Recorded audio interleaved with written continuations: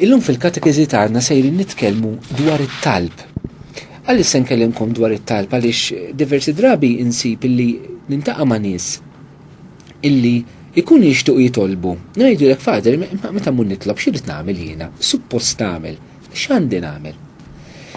Xtaqtek illi biftit riflessjoni naqsam magħkom 10 punti. Darba oħra kont qasamt 10 punti magħkom fuq il-fer fit-tbatija, il-fer perfett.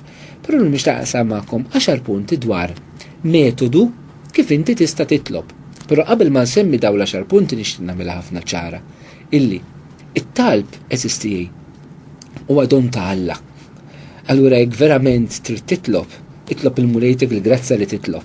Tajjeb, jien li ħanagħmel huwa li ħafna sempliċità li tant jiena konxju li talb huwa relazzjoni intima mal-Mulej Ġesu fil-ħajja tagħna li ma nistax nagħmilha struttura, però nifhem ukoll li minħabba li aħna bnedmin maħna spirtu biss imma aħna spirtu u ġisem, bħala bnedmin mu speċjali fil-bidu tal-momenti tat-talb tagħna ikollna bżonn xi ħaġa li xi ftit jew wisq tiggwidana.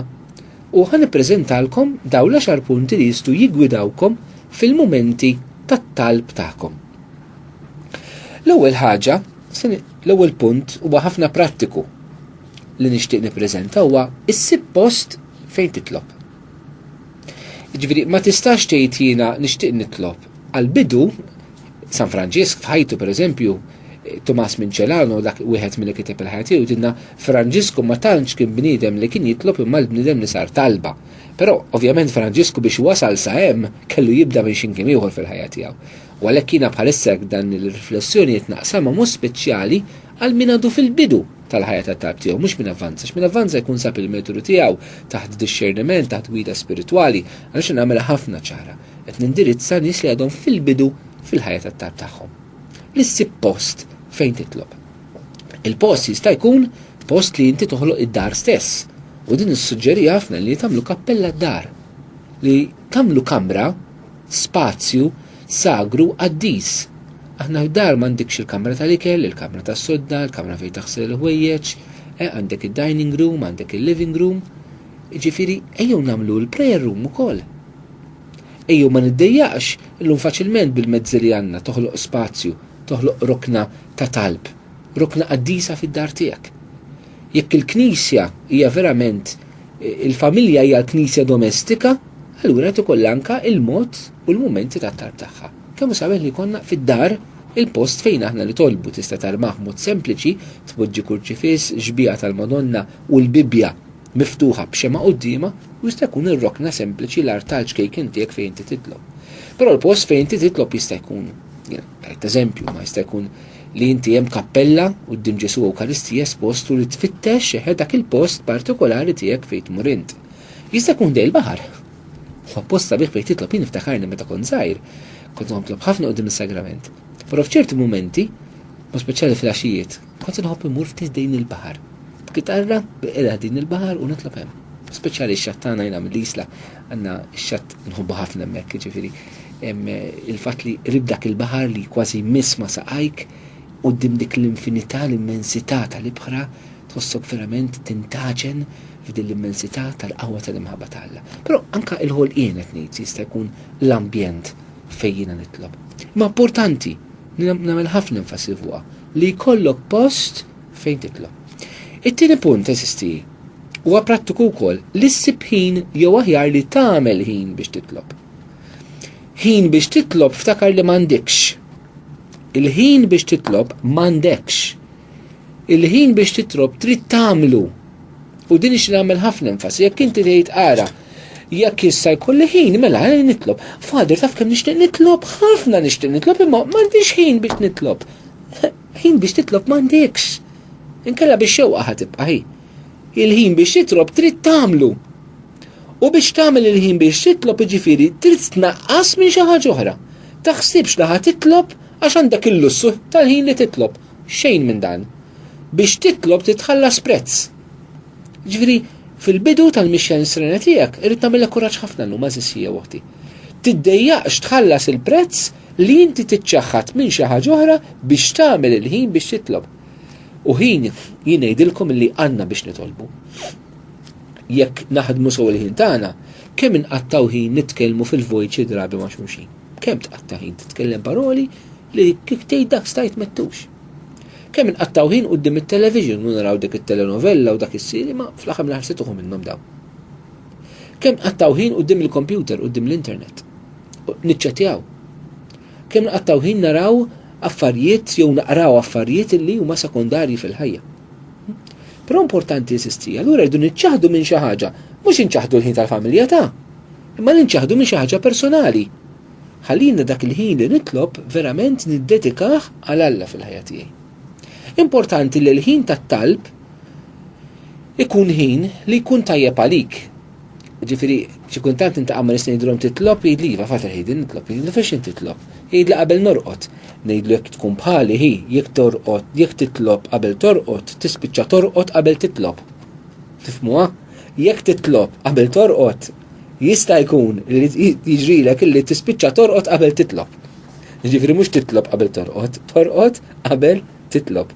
U naħseb tajjeb illi aħna rridu lil Alla taħsbux li għandna nagħtuh l-aħjar ħin tagħna. Ma taħsibx li l-muli għandek tagħtih vera the best fil-ħin tiegħek. U allura tajjeb issib ħin li huwa tajjeb għalik biex inti titlob li moħħok ikun frisk, li qalbek tkun qed hemmhekk.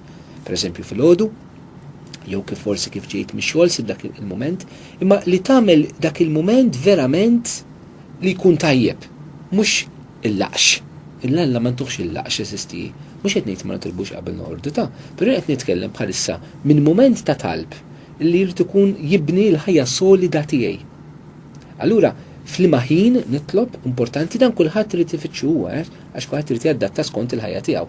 Altru jien saċerdot, altru jien reliġjuż ngħix kunvent, altru inti mara miż-żewġa, altru inti raġel tax-xogħol, altru taħdem żewġ ġobbijiet, jiġifieri tistinka. Imbagħad mhux biss rigward ġifieri għadna fit-tieni punt, mhux biss il-ħin imma anke t-tul tal-ħin. Importanti ħafna t-tul tal-ħin eżisti. Illi kun realistiku, tgħix xi ħandar nagħmel sija kuljum jekk taqas kapaċi titlob minuta. Ġifieri ibda bil-mod il-mod. Però importanti, u di importanti ħafna, nagħmel enfasi. Jekk tgħid 5 minuti, dawk il-5 minuti għamilhom kollha. Mhux 4 minuti u nofs. Kollha. Jekk tgħid 10 kollha. Issa iddejjaqt u ma ddejjaqx titlob għamilhom kollha. Jekk stabilixxejt nofsija għamilha kollha nofsija. Mhux nofsija neqsin 5. Għaliex tinsewx hija kwistjoni ta' relazzjoni ma' Alla talb. Allura f'dan kollu jidħol il-fedeltà. Jekk jiena l-mulej wettu li ħanti 5 minuti jem kun fidilleja, mhux biex noqgħod nagħmel liġi u ngħid mela aħna noqgħod il-ċerta 5 minuti, le. Hija kwistjoni ta' fedeltà tiegħi ma' Alla.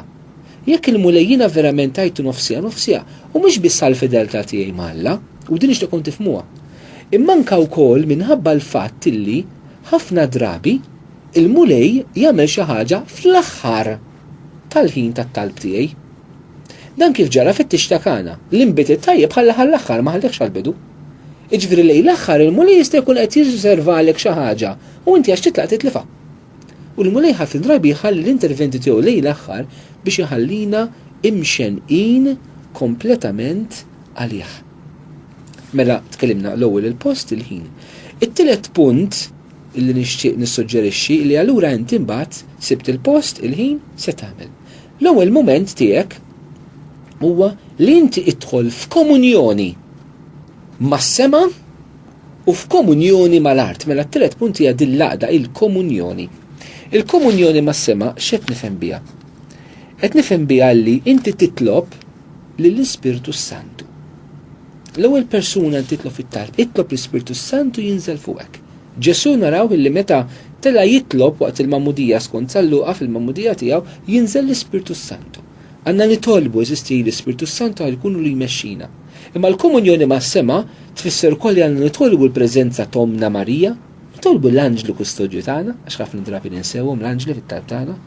Nitolbu l-preżenza tal-qaddisin li jkunu magħna fl-aqda tagħna Malla u wkoll inkonna il-kuxjenza nkunu konxi li aħna qegħdin f'komunjoni ma' ħutna l-bnedmin. Ħutna fil-purgatorju u ħutna bnedmin fuq dil-art, din hija l-Knisja s-sieħa. Jien meta nitlob bħala nisrani, anke kiena waħdi, imma m'iniex maqtuħ mill-bqija tal-komunità, u l-komunità mhijiex biss dik ta' fuq dil-art, mija l-komunità wkoll tas-sema bħala Knisja waħda. U allura jiena nidħol f'dan l-atteġġettament ta' talb b'mod personali, imma fi spiritu komunitarju. Allura, mal-Spiritu Santu, mal-Madonna, mal-Anġel qaddisin, ħutna fil-Purgatorju, u anka il-familja tiegħi, il-komunità nisranija, il-komunità parrokjali, il-komunità reliġjuża, l-aqda li qed fiha, sħabi tax-xogħol, sħabi li nirrikrea li nifsi magħhom, hija din l-aqda sieħa kompleta li jiena irrid nagħmel. Nidħol fi spiritu ta' komunità. Ir-raba' punt. Mela l-ewwel qedna ssib post, it-tieni ssib ħin, it-tielet hija komunjoni mas-sema u mal-art. Ir-raba' punt huwa li jiena nibda wara li tlabt l-għajnuna tal-qaddisin tal-Madonna l-Ispiritu Santu, verament nagħmel mument ta' talb ta' tifħir.